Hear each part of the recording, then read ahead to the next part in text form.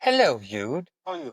I'm very fine, thank you. It has gone some days. Yes, we met like after 3 weeks. Yes. Sickness and examinations and traveling. Welcome to all of you that are watching, of course. Welcome to the Fika and Tea Talk. Welcome you to the usual pod.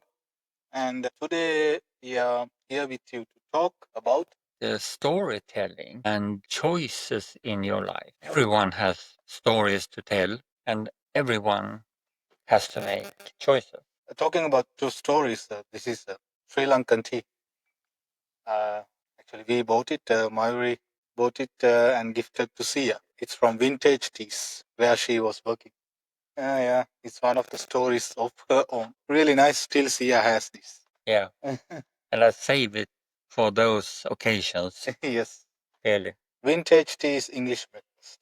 Full bodied classic Ceylon selected. So yeah. Yeah.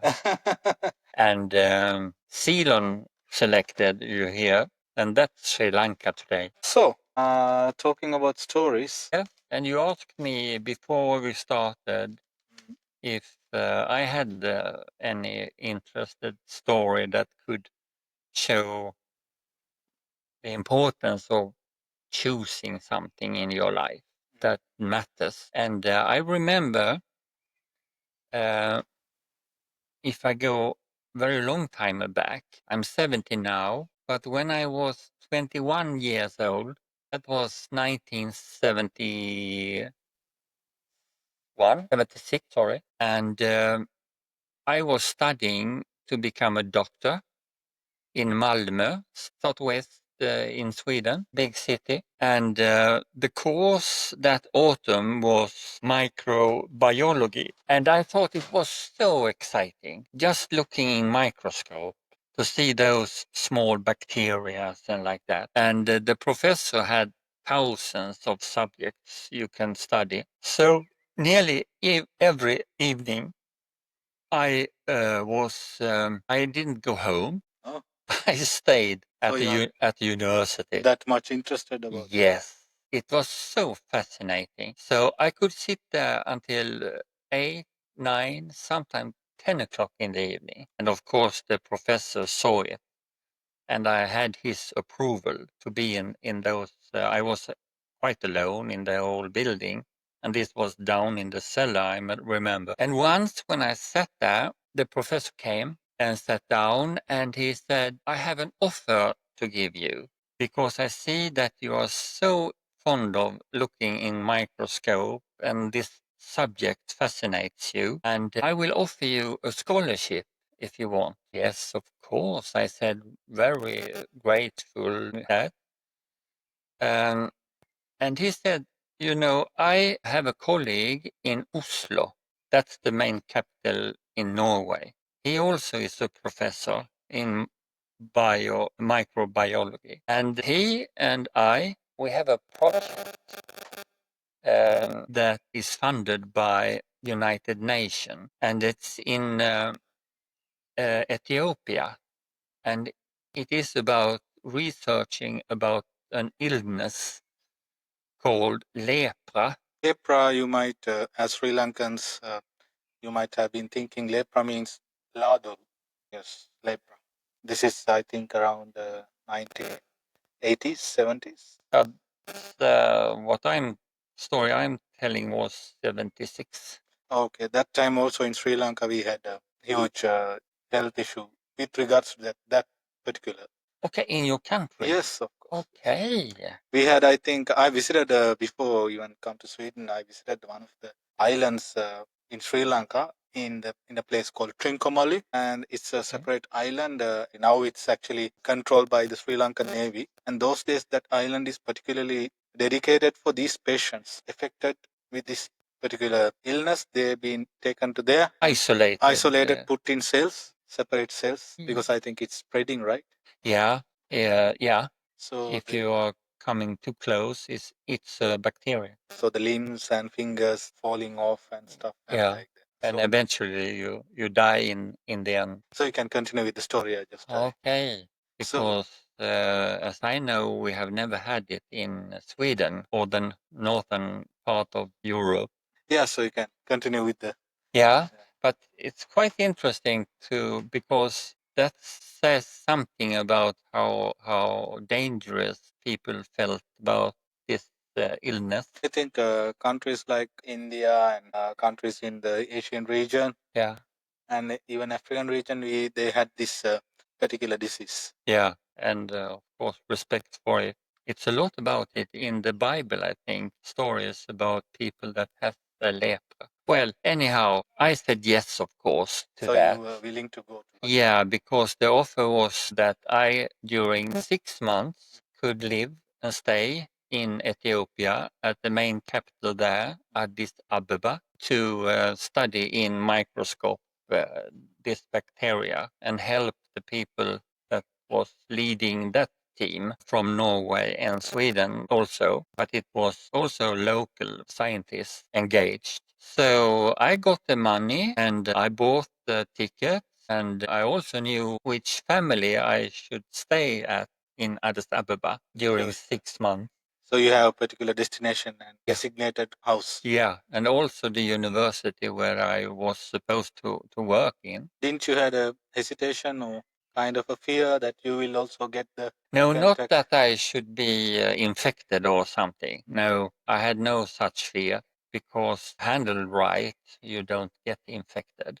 So it's quite, you are afraid of that illness too much. You can help the people much better than isolate them. But anyhow, 1 week before my flight was supposed to go, we had civil war in Ethiopia with the guerrilla. Nowadays, you know about Eritrea. Now it's Eritrea. Yeah. So because of that, they shut down all the aeroplane fields and like that. And it was too dangerous, of course, to travel into that country. So that trip and that experience was never going to happen. But when we were talking about what we should talk about in this pod, this memory came up.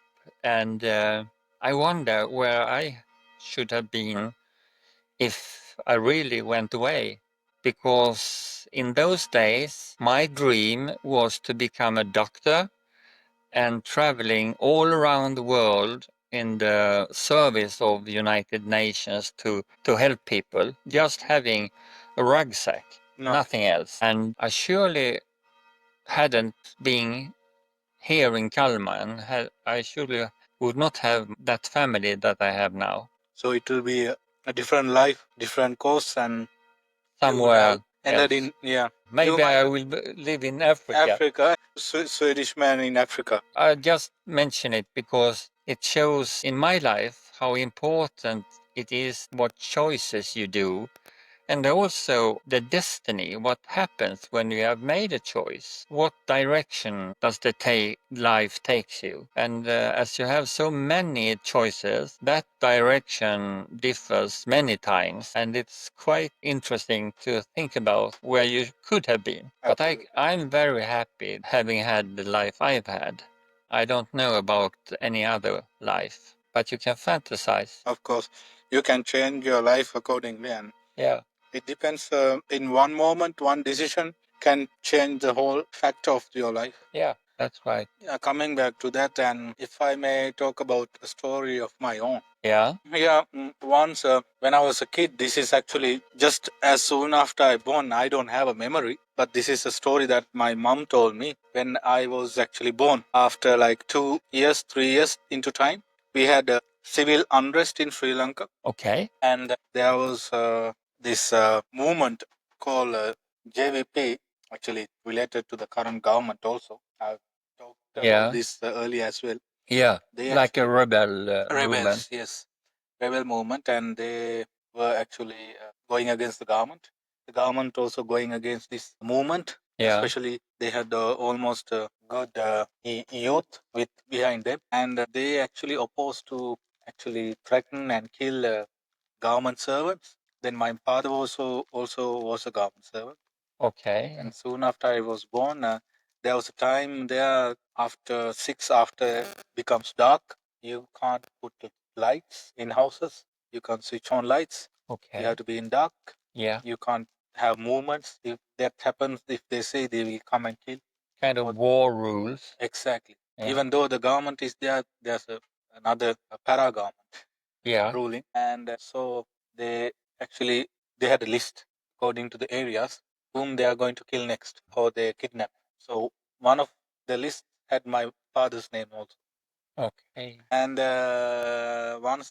one night, one of this team has come searching for my father to the house. My father was inside, and it was pitch dark, I think. And as per my mother's testimony, and she had opened a window, asked who you are, and these guys have told this is us.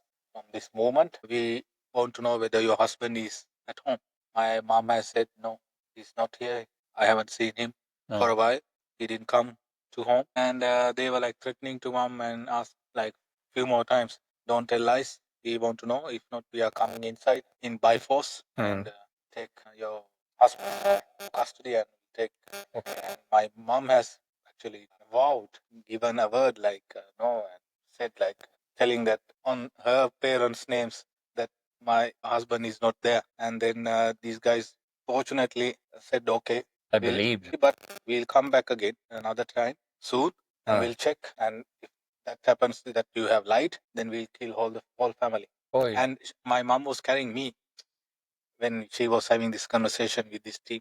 And she's telling up to date also that it's lack of me also, something to do with my this thing. It's made by your mother before you were born. No, I was born that time. Okay, but you were so little. So little. And she's telling that maybe the lack of me to have my father not being killed by these people. And next day, there was a team come as a civil in civil clothes saying that they are from the government and asked whether yesterday, whether there was a team came to the house from this rebel movement. And my mom has said no. At that team, that time, that night, has told not to tell anyone that they have come. And my mom has said no. And this so-called team from the government asked again and again, no, don't tell lies. We have some information that they have been visited. My mom has said no. At last, they have told that we are the ones who came. We are from the movement. We are checking you. That's also one thing. So my mom has escaped like twice. Yes. And then my father has fled. After that, his family and my mom has also said to flee. Yeah, of course. Not to stay because he was with that present government at that time. Yeah. Working for that government. So yeah, that's the story. If that really? at that time, if that happened, my Maybe life you would do. have been Even I have a young sister. I would not have the young sister. no. Then my life has been ruined. Yes. Our whole family has been ruined. Yes. Something like that. So we had something like that in Sri Lanka. So that one of the stories. Horrible story. Yeah, which life. Which still I remember. Not I don't remember, but I recall with my mother's testimony. And the other strange thing was everyone on the list where my father's name was has been killed apart from my dad. Because my dad was lucky to be survived. The others have been killed. So yeah, it's really a story. Black period in Sri Lanka. A lot of people died. If that happens, it would have been a catastrophe. You have a lucky star shining on you. They say. So that's one of my stories. Quite fascinating. What do you have with you again? Well, there's a lot of stories. Maybe it's enough for this time. Yes, it's enough. I think that the viewers, you have stories. Give a moment to reflect on your life and what your choices has meant for you. Yes, what has actually changed your life? Yeah. The course of your life, and where were you and where are you now with those decisions, moves that you have taken in your life? Yes, it's good to recall. I always recall my past. Yeah. And I'm grateful and I'm thankful just only to be with my limbs, my two hands, and two legs up to now, and with my strength. That's enough, I think, in my life. For me, I think, I believe if you are breathing, if you are in a good health, and if you can move, that's enough for you to thrive forward in your life. That's enough. some people without their limbs, even without their legs, they actually struggle to live, and they sometimes win their life. Yeah, they find meaning of their lives. So you should also think and thankful for certain decisions that you made in your life, and maybe you can be regretful. Yes, we all have regretful things in our lives, but then and now you're still breathing, you're still moving. So be thankful for that. So let us know if you are keen. So let us know a small story in comment section that you can share with us. So you can let us know. So Yeah. thank you very much. Thank you. Bye bye. See you.